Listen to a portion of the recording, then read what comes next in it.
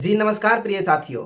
कल मैं आयोग गया था और आयोग से आपके लिए बहुत ही महत्वपूर्ण मैसेज लेकर आया हूं। ये मैसेज आपको बताऊंगा ज़रूर। ये मैसेज उन अभ्यर्थियों के लिए महत्वपूर्ण है जिनका इंटरव्यू साइकोलॉजी के बाद होने वाला है या आने वाला है। जैसे कि आपको पता चल ही गया होगा, आज 29 तारीख है और 29 तारीख को भी एक नोटिफिकेशन आती है जो साहित्य विषय में आने वाले हैं। इंटरव्यू का डेट आ गया है, 8 तारीख को इंटरव्यू है उनका, तो उन पर भी चर्चा कर लेंगे। लेकिन मैं सबसे पहले अपना परिचय दे देता हूं, क्योंकि आप लोग ये सोचते होंगे कि ये कौन है नहीं है। मेरा नाम डॉक्टर अमर भारती। अभी हम फिलहाल sub divisional government degree college Benipur, जो ललित नारायण मिथिला यूनिवर्सिटी के अंतर्गत आती है कॉलेज, उसमें हम गेस्ट फैकल्टी के तौर पर कार्यरत हैं। और 30 जनवरी 2023 को, जी हाँ 30 जनवरी 2023 को मेरा इंटरव्यू था BSUSC यानी Bihar state university service commission में मेरा इंटरव्यू था। और हम भी राज सर को बहुत फॉलो करते हैं, तो राज सर को दिल से हम अपने तरफ से बहुत बहुत शुक्रिया अदा करना चाहते हैं। क्योंकि उनका वीडियो, उनसे बहुत ज़्यादा सीख मिलती है और उनका वीडियो सब बहुत ही क्लियरफुल होता है, जो सही समय से देते रहते हैं। तो हम भी उनको फॉलो करते हैं। राज सर को बहुत सुनते हैं, लेकिन हम सिर्फ जनरल जानकारी दे सकते हैं। राज सर तो बहुत ज़्यादा अपर लेवल की जानकारी देते हैं और जो होता भी है बहुत सोच समझ के बोलते हैं, बहुत सोच समझ के कोई कदम उठाते हैं। तो राज सर को दिल से बहुत बहुत धन्यवाद। 2022 में ललित नारायण मिथिला यूनिवर्सिटी में गेस्ट फैकल्टी की बहाली आई थी, उसमें हमने भी अप्लाई कर दिया। जब अप्लाई किया तो मेरा सिलेक्शन भी हुआ और उस वक्त का सबसे कम उम्र का गेस्ट फैकल्टी के तौर पे हमने ज्वाइन किया। उस समय हमारी एज 27 वर्ष थी। फिर मैंने आयोग में इंटरव्यू देने के लिए गया तो उस समय हमारी एज 28 की हो गई और अभी तक रिजल्ट नहीं आया, तो अब 29 के हो गए हैं। तो आप लोग देख सकते हैं कि किस किस तरह से हम अभी तक यहाँ तक स्ट्रगल कर रहे हैं।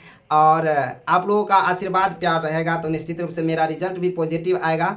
हाँ, तो हम बात कर रहे थे कि महत्वपूर्ण जानकारी क्या है। तो महत्वपूर्ण जानकारी आज के लिए बस इतना है कि जो भी कैंडिडेट, जो भी अभ्यर्थी जाते हैं इंटरव्यू के लिए, उनको कौन कौन से पेपर तैयार करके ले जाना है, कैसे तैयार करके ले जाना है, ये सभी लोग अपना अपना बताते हैं। लेकिन वहाँ पर जाने के बाद फिर से वो तोड़ जोड़ करना, इधर से खोल के उधर, उधर से खोल कर उधर, बहुत माथापच्ची होता है। ये हम अपना एक्सपीरियंस बता रहे हैं, क्योंकि हम एक बार 30 जनवरी को गए थे 2023 में और फिर हम 28 मई को गए हैं, क्योंकि दोनों इंटरव्यू में हम गए हैं।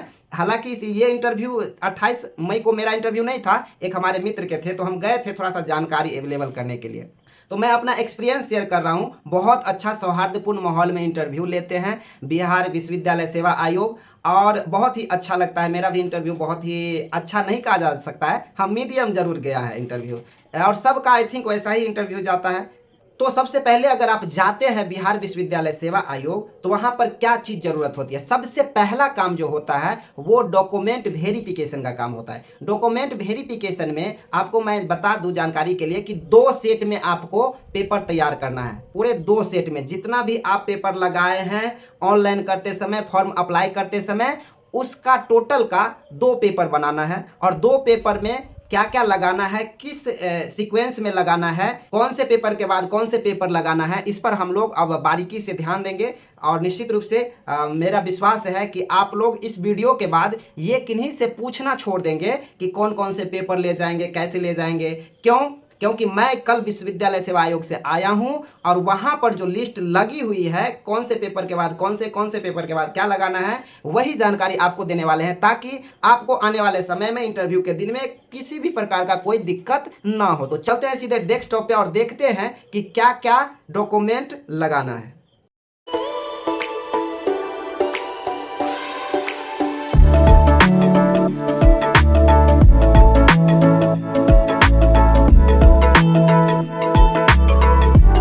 हाँ, तो साथियों हम आ गए हैं डेस्कटॉप पे और डेस्कटॉप पर आपका नज़र है, आप देख सकते हैं ये जो फोटो लिया गया है ये हम बिहार विश्वविद्यालय सेवा आयोग के, जहाँ पर डॉक्यूमेंट वेरिफिकेशन होता है, वहाँ से लाए हैं।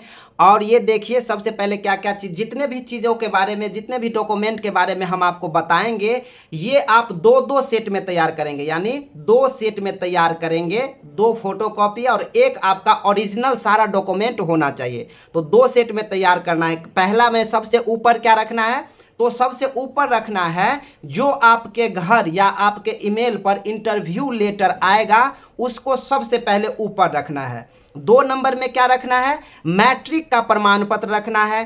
3 नंबर में स्नातक अंतिम वर्ष का, अंतिम वर्ष इसलिए लिखा गया है क्योंकि बहुत सारे लोग पार्ट 1 पार्ट 2 पार्ट 3 सब का भी लेकर चले जाते हैं, तो उसका जरूरत नहीं होता है। सिर्फ अंतिम वर्ष का, स्नातक अंतिम वर्ष का अंक पत्र होना चाहिए और उसका सर्टिफिकेट भी होना चाहिए। यहाँ लिखा हुआ है स्नातक का प्रमाण पत्र, तो उसका सर्टिफिकेट भी होना चाहिए।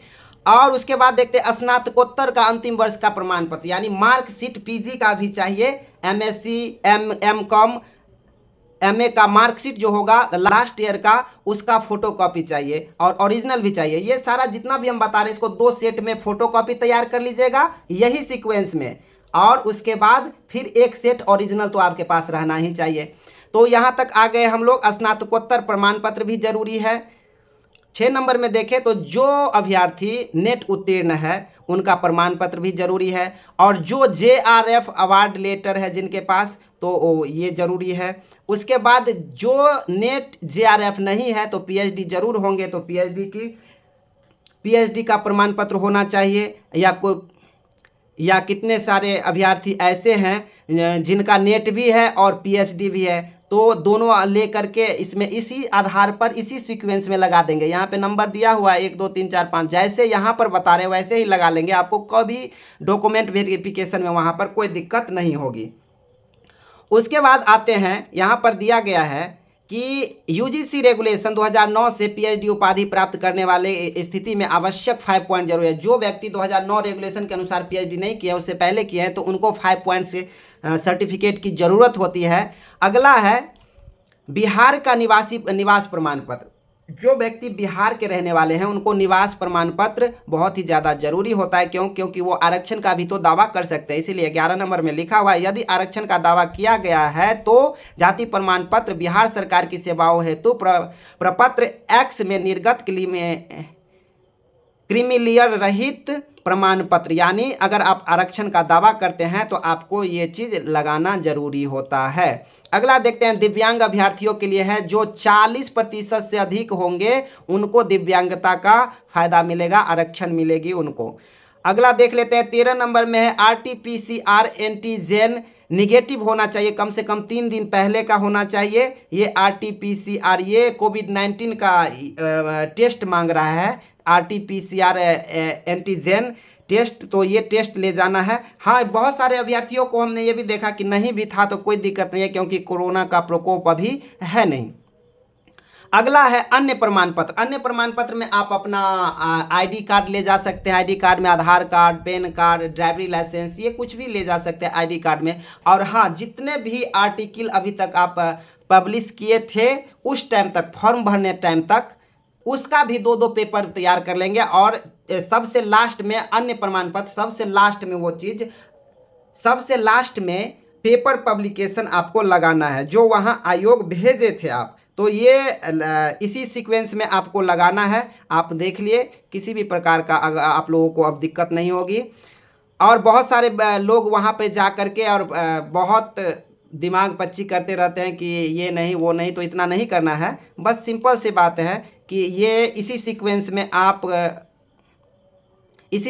में आप अपने पेपर को सजा लीजिए। ये मैट्रिक का प्रमाण पत्र है और इससे पहले आप सिर्फ और सिर्फ इससे पहले आप 1 नंबर में सबसे ऊपर इंटरव्यू लेटर लगा देंगे। इंटरव्यू लेटर और उसके बाद मैट्रिक का प्रमाण पत्र, उसके बाद स्नातक अंतिम वर्ष का अंक पत्र, स्नातक का सर्टिफिकेट, स्नातकोत्तर का अंतिम वर्ष का अंक पत्र, 5 नंबर में स्नातकोत्तर का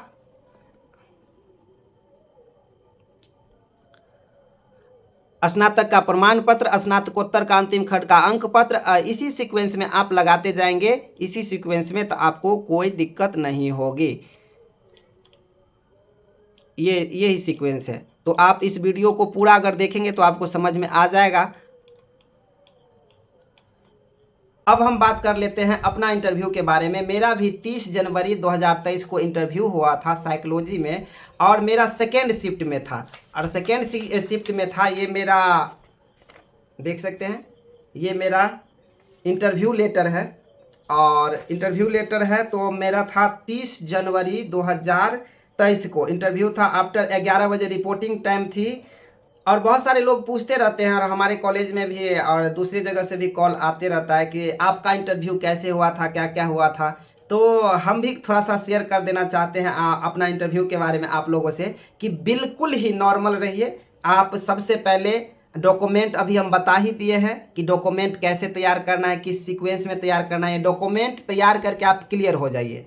उसके बाद आपका डॉक्यूमेंट वेरिफिकेशन हो जाता है। वेरिफिकेशन के बाद आप ऊपर जाएंगे। दो तीन चीज़ आप ध्यान रखिएगा। सबसे पहला, अगर आप पीएचडी हैं तो आपको पीएचडी से जरूर सवाल पूछेगा। आप टॉपिक, जो आपका पीएचडी में टॉपिक है उसको जरूर याद रखें, और उस टॉपिक के बारे में जानकारी भी होना चाहिए। तो इसके बारे में पूर्ण जानकारी होना चाहिए, थीसिस के बारे में। दूसरी बात यह कि उसमें क्या हाइपोथेसिस है, कितना हाइपोथेसिस लिए थे, रिजल्ट क्या आया, उस रिजल्ट को प्राप्त करने के लिए कौन कौन से टूल्स को आपने अपनाया, ये सारी जानकारी आपको पता होना चाहिए। ये पीएचडी थीसिस के बारे में हम बात कर रहे हैं। उसके बाद पब्लिकेशन पर भी सवाल हो जाता है। पब्लिकेशन में क्या क्या, कौन से जर्नल से छपाए हैं, क्या टॉपिक था, ये बहुत कम सवाल आती है लेकिन आती है। तो ये भी आपको जानना जरूरी है। आप लोग भी तैयार कर ले।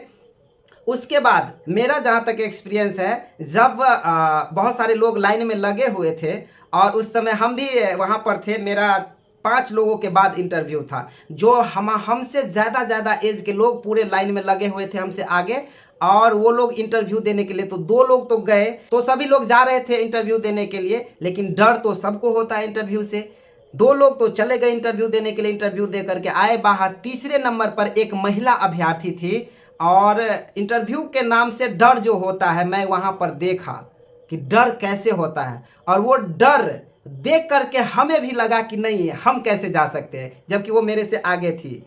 तो उसके पीछे एक कैंडिडेट था, उसको भेज दिया गया, वो रुक गई। फिर हम सोचे क्या, जो अब वो जाएगी उसके बाद हम जाएंगे। फिर उनको बुलाया गया, उनका इंटरव्यू हो गया, फिर भी वो नहीं गई महिला कैंडिडेट, क्योंकि उनको बहुत ज़्यादा डर लग रहा था। और वहाँ जो बाहर गार्ड बैठे थे उनको बार बार पानी पिलाते थे कि कोई दिक्कत नहीं मैडम, आप जाइए। वो भी मोटिवेट करते थे, हम लोग भी मोटिवेट किए, लेकिन वो हमसे पहले नहीं ही गई। उसके बाद जब हमारी बारी आई, तो हम जब एंट्री किए, तो बोर्ड नंबर 1 में राजवर्धन आज़ाद सर थे और चेयरमैन थे उस समय। तो वो एंट्री करते ही मात्र राजवर्धन सर बोलने लगे कि हाँ, ये आया है, अब ये जवाब देगा। क्यों? क्योंकि उससे पहले बहुत सारे लोग जा चुके थे जो एजेड थे, और वो लोग पता नहीं क्या था नहीं था, क्योंकि वो लोग बहुत ज़्यादा एक्सपीरियंसफुल थे और थीसिस के बारे में शायद नहीं जानते थे। हमको कहा गया कि वो लोग अपने में ही बात कर रहे थे कि ये आ गया, ये थीसिस से जरूर जवाब देगा।